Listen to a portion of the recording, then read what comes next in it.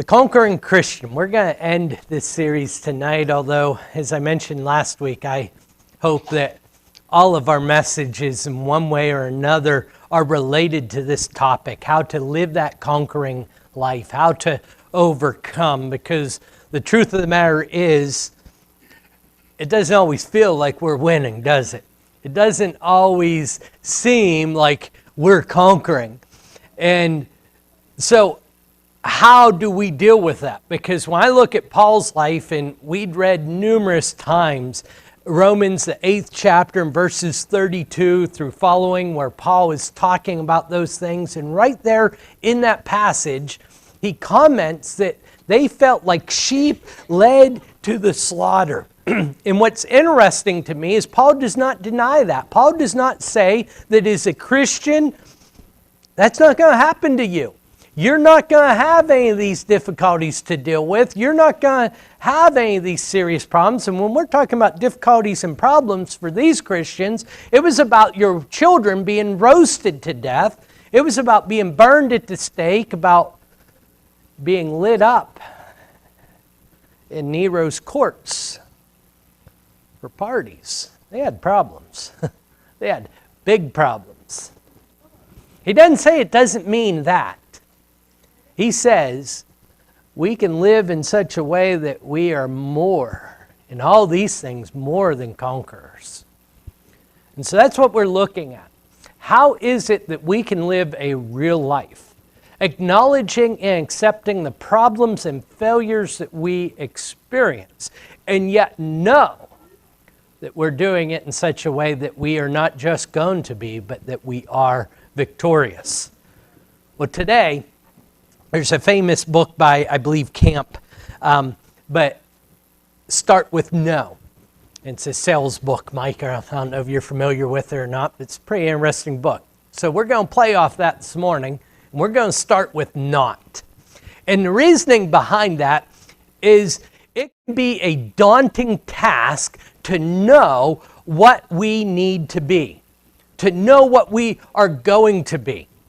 And I think when we think about this overall concept of a conquering Christian, that what do we envision? What does my life look like 5 years from now, 10 years from now, 15 years from now as a conquering Christian?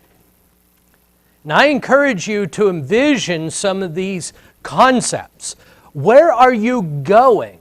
What do you want to be? And how do you want to be?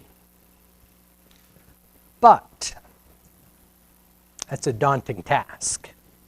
And the reality of it is that no matter what kind of goals we set, by the time we get there, accomplishment oftentimes looks different than we had envisioned. Can you imagine right before Ford started to produce the automobile, wanting to be the best buggy maker in town? Things change. Well, there's an answer to that too. What am I not? There's times in my life that I don't know what I need to be. I don't have all the answers for my life. But I can start with some things that I'm not. That's disappointing to me. Christian's not here, and I would solicit your prayers because he is a licensed driver. Okay, now, I thought I was afraid when you got your license. Now I'm afraid. I just thought I was then. Yeah. He's a licensed driver, and oh boy, the problem's already this morning. There's something keeps drawing him up to Roseville, but if that's the worst we experience, we're in good shape, aren't we? What are we not? I'm disappointed because he's big Star Wars fan. That's how I got off on the Christian rant there. And he would know what's happening in this scene. Because as Luke is clinging to whatever that is he's clinging to,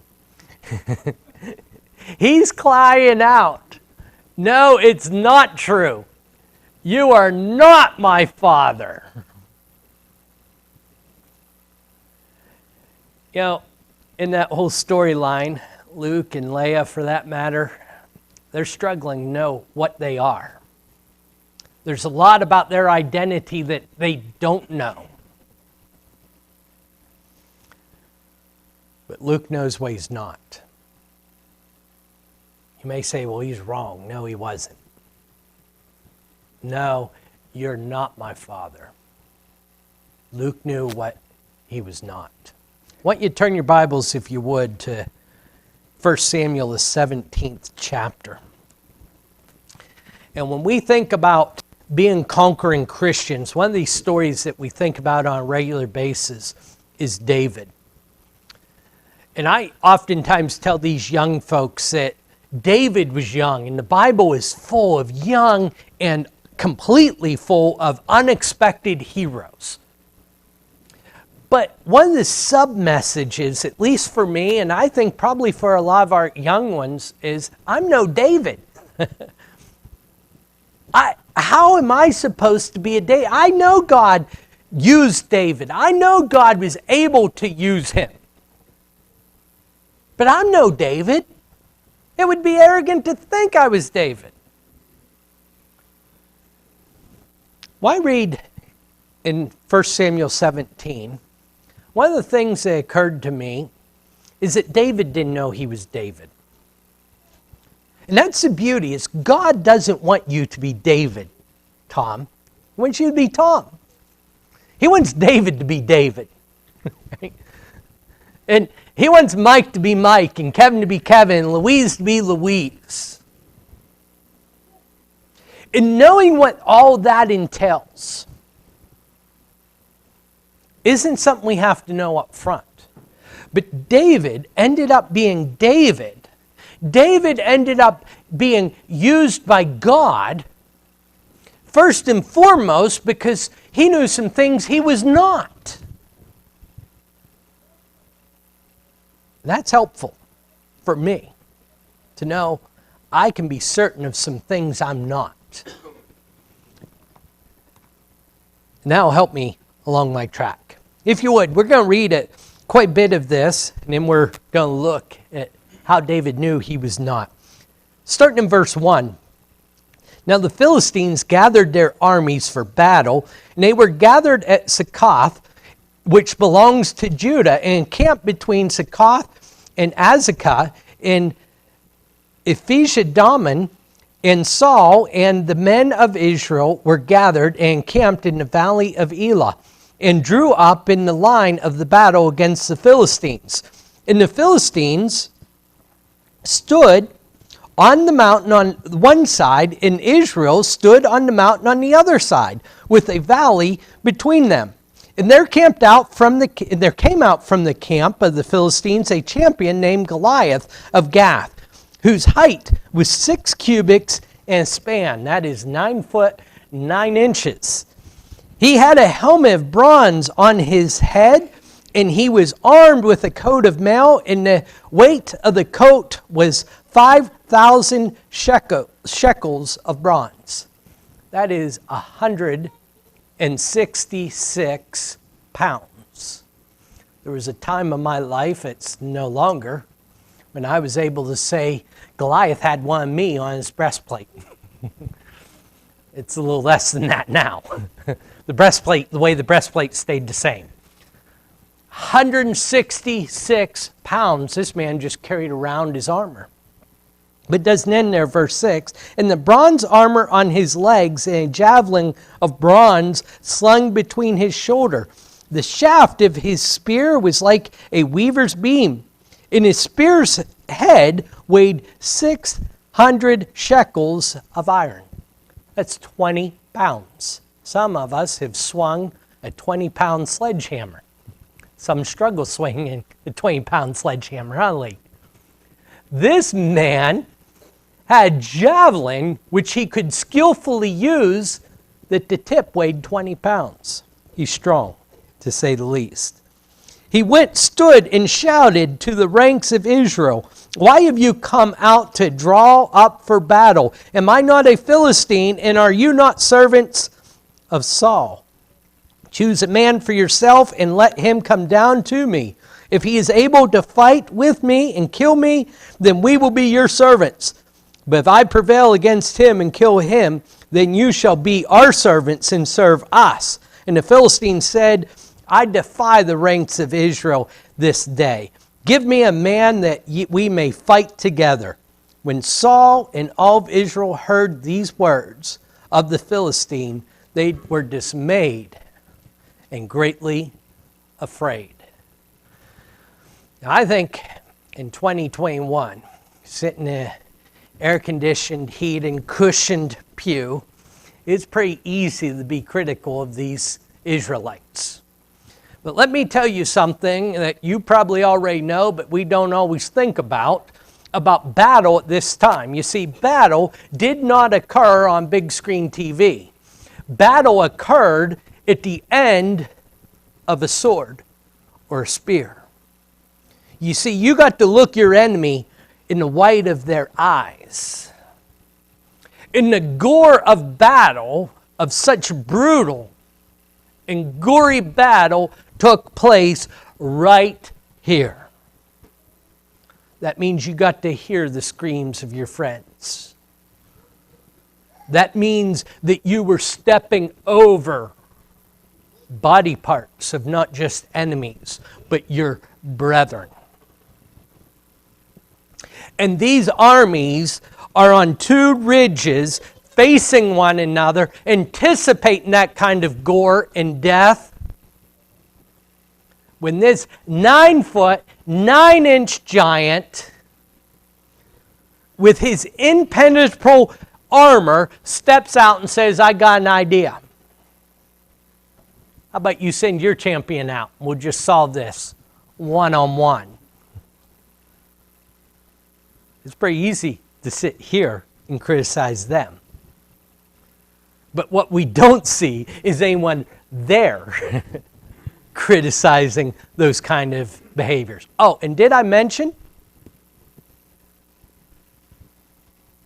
that Saul, our king, is head and shoulders above everyone else? That would have meant that he was probably right about my height, 5 foot 10 inches. I was a big man in the day. It's not so much anymore.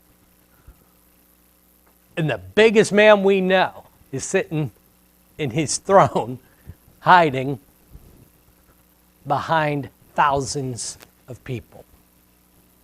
That's the case. If you would come forward to verse 24, and we're going to read a little bit about David before we draw our points today. All the men of Israel, verse 24, when they saw the man, fled from him and were much afraid.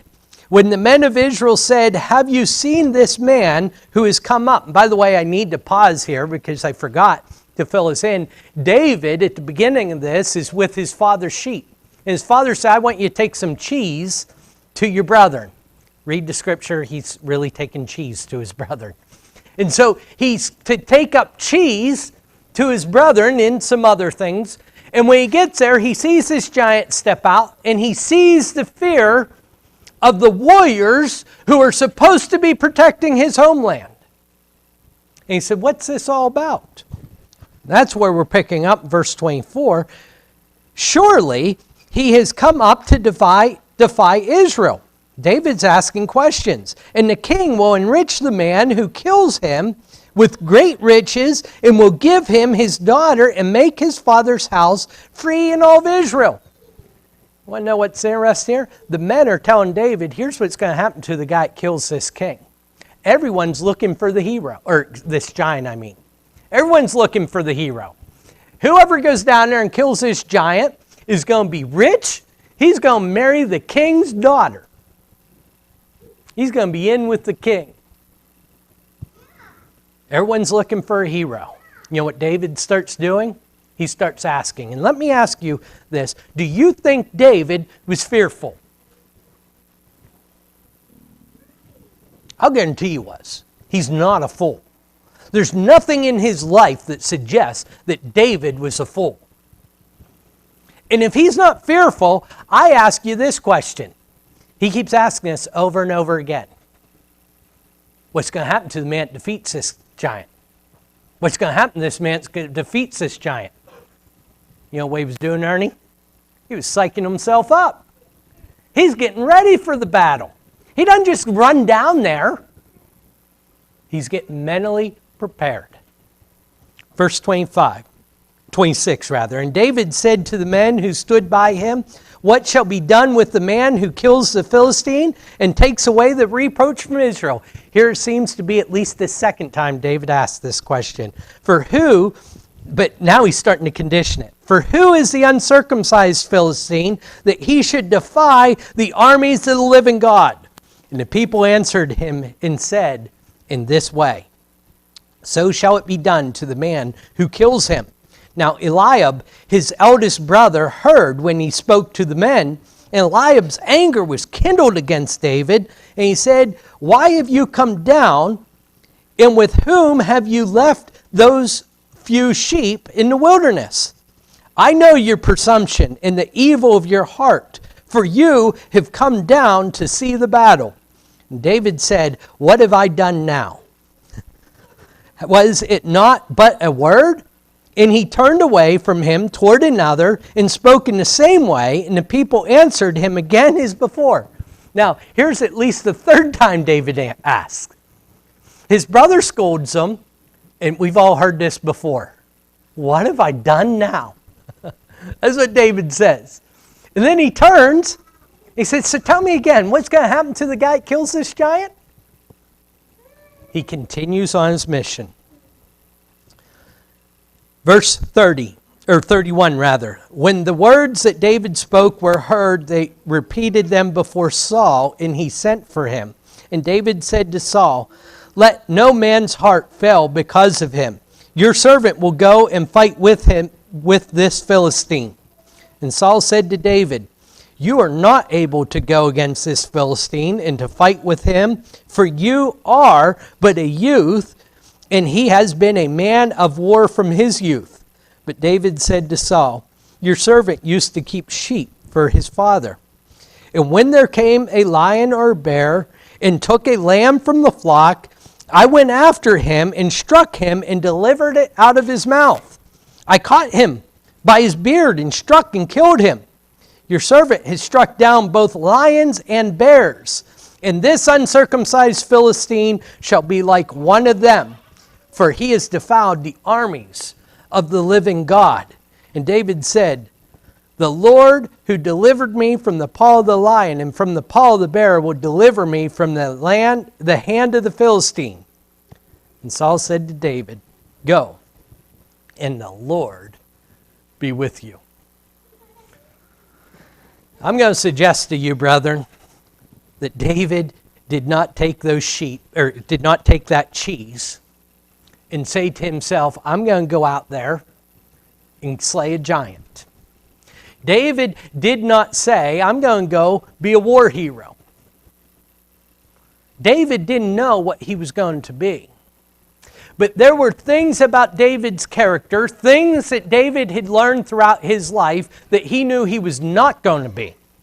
And it was narrowing out of all the bad deals. It was narrowing out of all the bad ideas. It was narrowing out all the bad identities, the harmful identities, that allowed David to see the opportunity, to see the path to become what he was meant to be.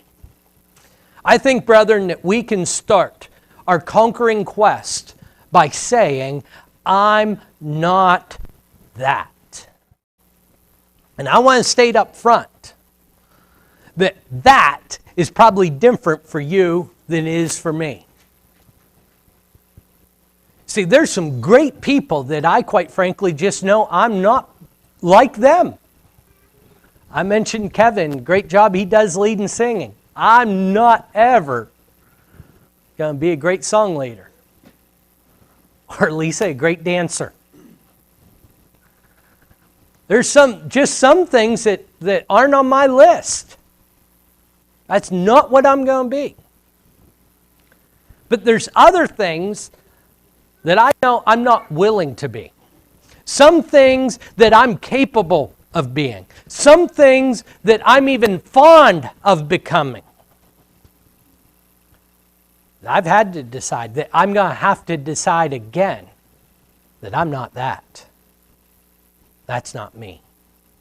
Young folks, I don't think there's a more important message as you frame your lives that you can keep in mind other than knowing what you're not going to be, what you're not going to accept, where you're not going to go. What was David not? Number one, he was not one of the crowd. He was not average. I encourage each of you to look up and to listen to Earl Nightingale's The Greatest Secret. He talks about the average man. And what does the average man do but what everyone else does? Brothers and sisters, we're going to get up tomorrow morning, and the majority of us will go to work. Why? This is what we're supposed to do. Kids, guess what? You're going to school. You know why? It's what you're supposed to do. You're going to get an education because it's what you're supposed to do. And we follow the line. Don't get me wrong. I've not spoken ill about employment or education. I'm saying that the vast majority of us never have goals or purposes to pursue. We simply go through life doing what everyone else has done. That's evidenced by the fact that Saul here has an army of thousands of people, and they're all doing what everyone else is doing. They're all average soldiers. Verse 8, as we read a few moments ago, notice that what the giant yelled. Why have you come out to draw for battle? Am I not a Philistine?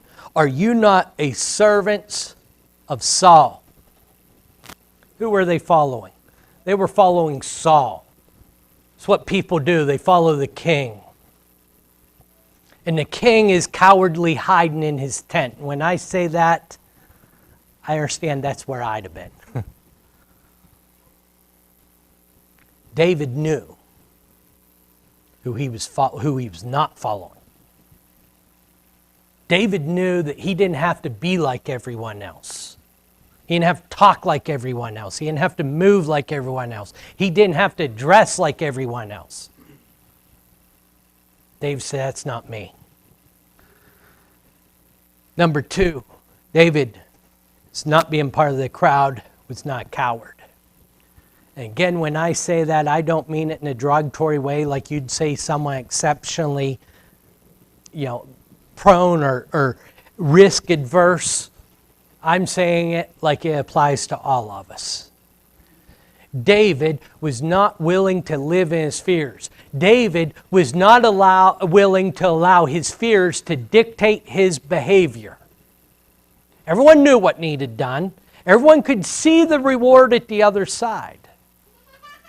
But verse 11, as we read, noted that when Saul, and all of Israel heard these words of the Philistine, they were dismayed and greatly afraid. Verse 24, very similar situation that we read. And all the men of Israel, when they saw the man, fled from him and were much afraid. David says, no, I'm not going to fit that mold. That's not who I am. Secondly, we think we're exceptional because we live in the time of Facebook and social media. And people's self-esteem is driven more by a click of a button than a lot of times real life. Brethren, the struggles we face with social media was no different than what they faced. You see, David knew he didn't have to be what other people said he was.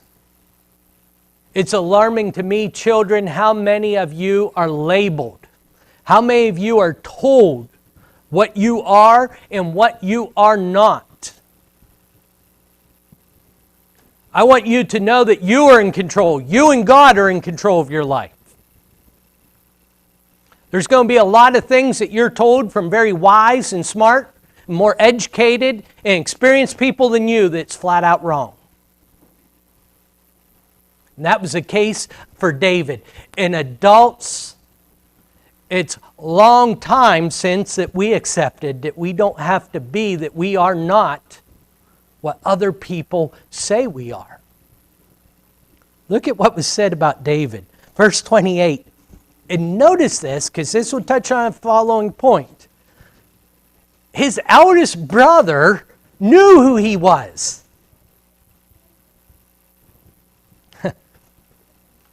Brittany was awful nervous about my best man speech at her wedding. I told her the day before, she told me how concerned she was. Said, let me get this straight, Brittany. You're marrying my brother and you're worried about what I'm going to say. And she laughed. She says, now you put it that way, you're right. Say whatever you want. Doesn't matter. Oh, I picked on him. How am I able to pick on him? I know him. Right? I know who he is. I know him as well as anyone, with the exception of maybe one now. Right? His oldest brother says, David, I know why you've come out. I know the evil of your heart.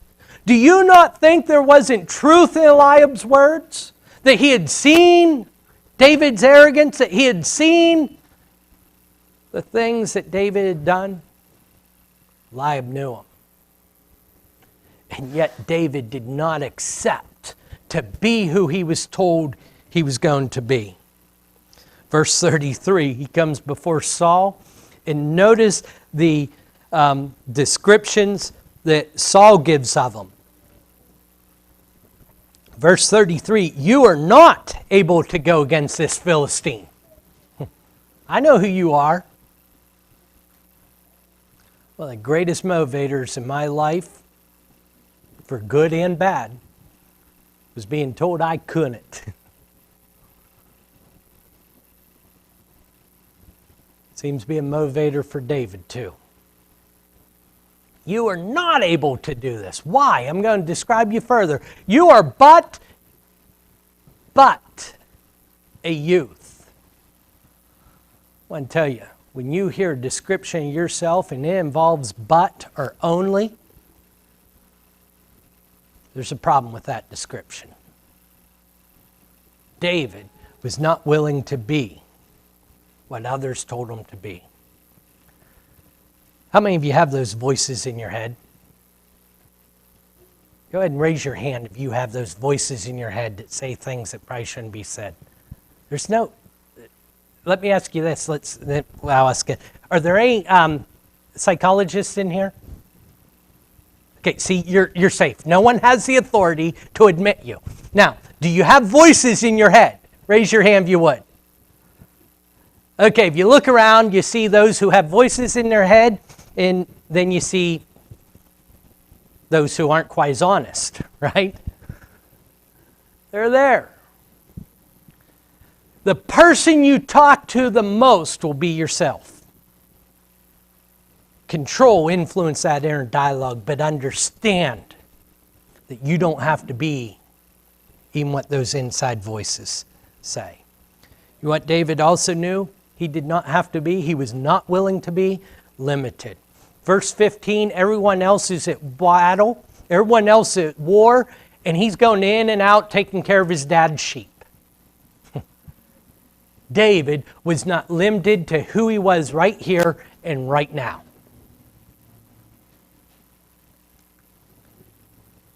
And maybe most importantly, David understood he was not alone. David uses an incredibly important phrase. That as Christians, if we are going to conquer, we must understand that our God is a living God. He's alive, He's capable, He is willing.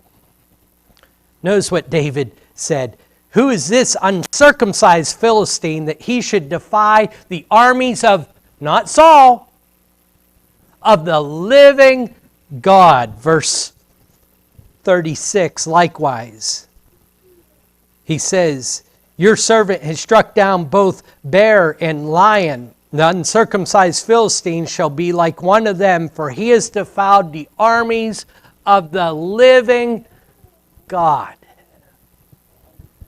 David understood that he served a being that was not deaf, was not neutered, was not dead, was not without power. David was not going to be unprepared. 34, he talks about these lions and bears.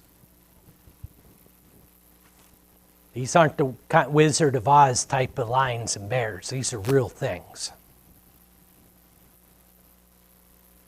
How many times are we in the pasture field crying about our lions, crying about our bears?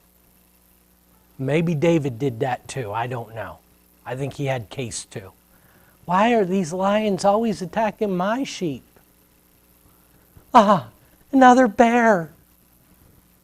Are you kidding me? Again? Maybe David felt that way when it was happening. But at this point of his life, he's looking back and he says, now I know why that lion was there. Now I know why that bear was there.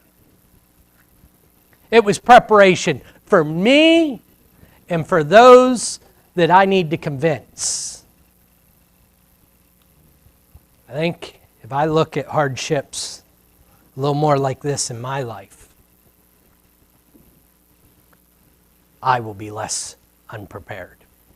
Don't be that. I am not my past. You should not be willing to be your past. Let me briefly point out a couple of verses. 14, David is left behind while his older brothers go on. You see, he's a shepherd. He's not a warrior. He's a shepherd. Number 2, verse 28, Eliab said to him, I know. I pointed out, I think there's probably some truth behind the accusations made about David. David was a boy. We see mistakes, huge mistakes later in David's life.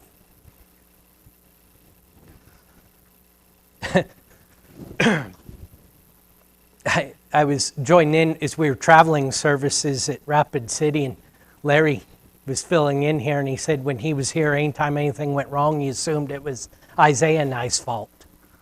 Not everything changes. Some things stay the same. The point being, though, if David did all the things he did as an adult, don't you think he was a mischievous child? Guarantee he was. Guarantee he was. Verse 33, notice Saul's still looking at his past. You're but a youth. You've never done this before. You're not capable of doing this. You can't go forward. How many of you know who's before us there? Recognize that picture? He doesn't look like this anymore. It's Roger Bannister. In April of 1954, he broke the 4-minute mile. Doesn't sound so impressive to us today because high school students regularly break the 4-minute mile. Allow me, please, to share why it was so impressive. It had never been done before. In fact, doctors told Roger Bannister, please do not keep trying to do this because your heart is going to explode and you will die. It's physically impossible to run sub 4 minutes. Roger Bannister in an interview said, I knew at some point that I had to start operating out of my imagination and not out of my memory. As Christians, we have to start operating out of our imaginations versus our memory. I'm not my past. We are not our past. David was not willing to be. He was his past.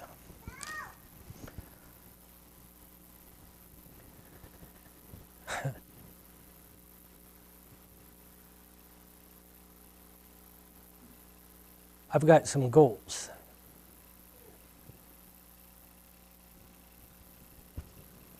But I'm certain that the most important goals of my life, the most important achievements of my life,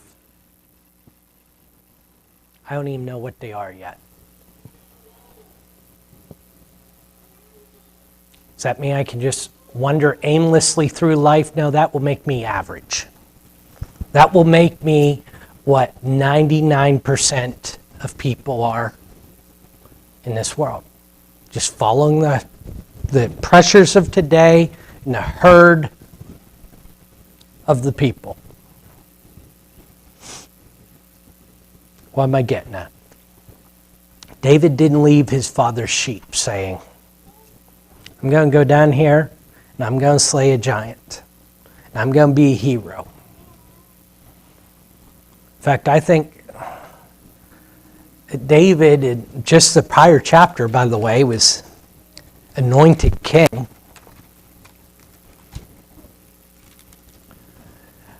And David had to doubt his purpose. David had to wonder so many times what his purpose was. Why? Because he's anointed king, and yet Saul sits on the throne. After verse 7 or chapter 17, David gets the real noble responsibility, opportunity to go play the harp for an insane king. I say insane because at moments that's how Paul is described. It's how he looks. He would throw javelins at David when his anger was kindled. When everyone else was running from Saul for fear of their life, David got to go in and play harp to him. And then Saul becomes so threatened by him, he pursues his life. And all the time, David says to himself, surely, he says, but I'm to be a king. I was anointed king.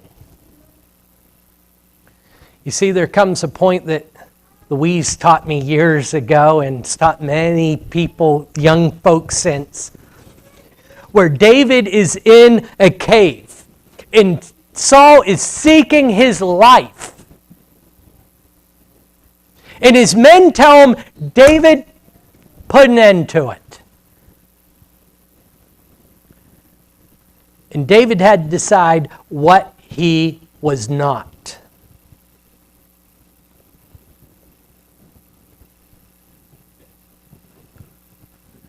He had to decide not to kill the king. Look at verse 47 if you would.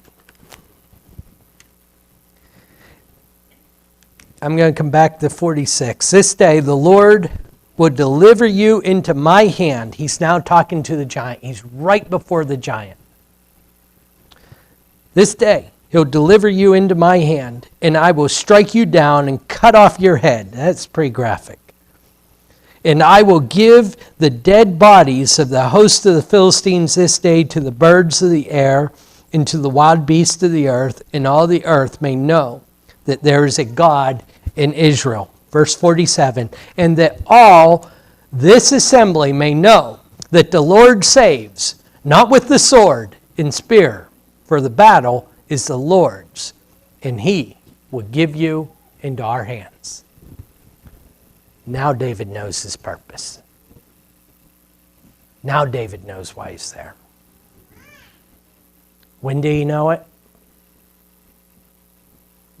Moments, hours before you stand before the king. Here's the thing. I can't make a really good deal if I've already accepted poor deals. You young folks paying attention to what that means, Faith? You won't have a really good boyfriend if you're willing to settle for a mediocre boyfriend. And you know what boyfriends turn into, Faith? Anna's hand just went up. I'm sorry. Okay, Anna. Husbands. That hurts. You are correct, though, Anna. You are correct. Sometimes we've got to know what we're not. Don't be a child of Satan. Don't be a quitter. Don't be that. Don't be your past. Don't make the mistake of thinking God can't use you. Know that you're here for a reason. This morning, if you're not living as a child of His, if you've never accepted His gospel by confessing your faith in Jesus Christ, by being willing to repent of the ways of this world, to change, to be immersed for the remission of sins, and to live a life that's wholly dedicated to the service of that King, then I beg you, don't be willing to accept too little. If you're subject to Christ's invitation, please come forward as together we stand and sing.